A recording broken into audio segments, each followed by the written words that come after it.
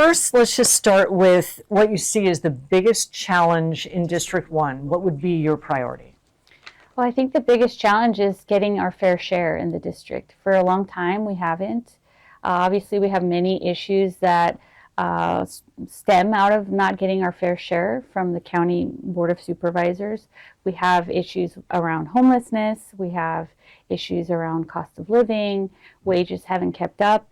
And obviously, the sewage crisis, which is one of the biggest public health emergencies in the Western Hemisphere right now. Mm-hmm. You mentioned homelessness. How would you address the homelessness crisis working with the different cities in the county? Yeah, of course. So in Imperial Beach, I'm very proud of our track record around homelessness. Last year, we reduced homelessness by 50%, and it's because of our ongoing multiple touch points a week with our entire unsheltered population. When I first got elected in 2019, I brought forward the creation of a housing specialist position, which has now grown to be a housing department. And we have a small task force that does multiple touch points with our unsheltered, because a lot of them just need that extra touch on, or maybe even convincing of getting into treatment, for example, or reconnecting with family, or maybe they got all of their things robbed and they don't even have the basics like an ID. So providing them an address where they can have their ID sent to, or reconnecting them with family, or putting them into transitional housing, which ultimately would lead to permanent housing, is the way we've been able to really make a dent on our unsheltered population in Imperial Beach. I'd like to see that replicated county-wide. We have spent billions of dollars on homelessness.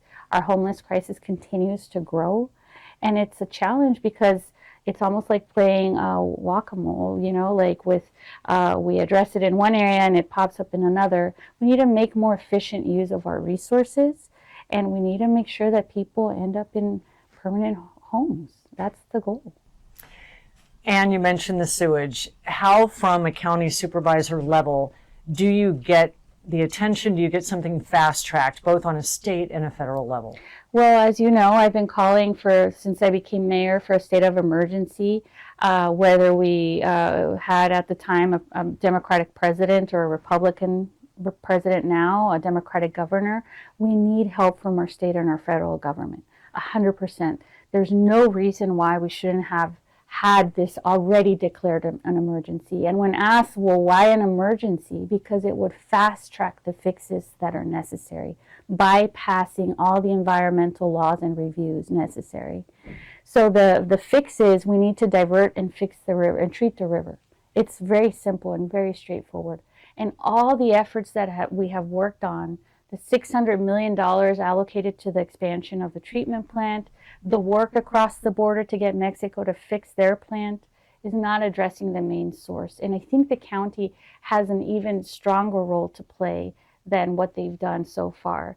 We've had some temporary relief through the distribution of air filters, but that's, one, not enough. Two, we haven't had enough filters distributed for the amount of people impacted. Three, we know anecdotally that people are falling ill. And now we have the empirical evidence from 4 different academic institutions who are researching this issue. We now know that there's an array of different pollutants, not just bacteria and viruses, but chemicals and toxic gases. And nobody's at the wheel. Nobody's conducting an epidemiological study. And that is under the jurisdiction and purview of the county, and the county should be investing those resources. And that's why I requested just this week money to be placed towards my 5-point sewage plan. On the topic of immigration, the incident in South Park now top of mind. Yeah. Your thoughts on that, but in general, the question also being what role the county can play in the immigration issue. How do you see that? Yeah, I do not support mass deportations. I don't support this strategy of arbitrarily deporting 3,000 people per day, as the administration has committed to doing without due process. We saw what happens when tactics for intimidation and to instill fear are used, especially in residential neighborhoods such as the incident in South Park. I think that, the way that was done was absolutely unacceptable. We had agents with weapons of war in the middle of broad daylight, flash bombs going off next to kids while they're trying to go to dinner with their parents. And for what? To arrest maybe 2 or 3 folks that, so far from what we know, didn't have a criminal history. And instead there was a warrant signed by a judge to arrest everybody in the restaurant. I mean, it was, in my opinion, an intimidation tactic that we shouldn't have seen in our streets. So the county does have a role to play, and we need to push back on this abuse of power. I think that none of us wants to see murderers, rapists, criminals being put back into the streets. And Sheriff Martinez, who's our top law enforcer of the land, has said that she doesn't support that, but she doesn't support cooperating with ICE, which is our state law. So I think that working with Sheriff Martinez, making sure that those types of criminals aren't put back into our communities is the case, but then we don't have this abuse of power as we've seen on some of these raids. And what lessons in leading IB would you bring to the Board of Supervisors?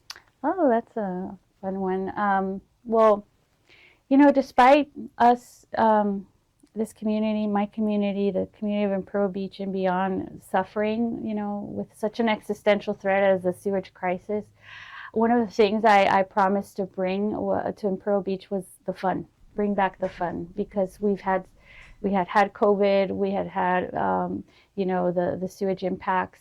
So my goal in Imperial Beach has been to increase low to no cost recreational opportunities, make it a family-friendly community. I'm very proud of the work we've done to expand and beautify our parks, for example, amenities that are for all different able capacities for children. And most recently, we just approved the construction of a splash pad at Pier Plaza so that kids can come and recreate in the sun and get wet until we fix our beaches. So that's the same energy and priorities that I want to bring to the county. We need, as I led with, our fair share of resources, but that includes both tackling our biggest issues, but also bringing up the quality of life of our communities that have been starved for that for so long. What would you do differently? What would I do differently? We're on the board as opposed to the city level.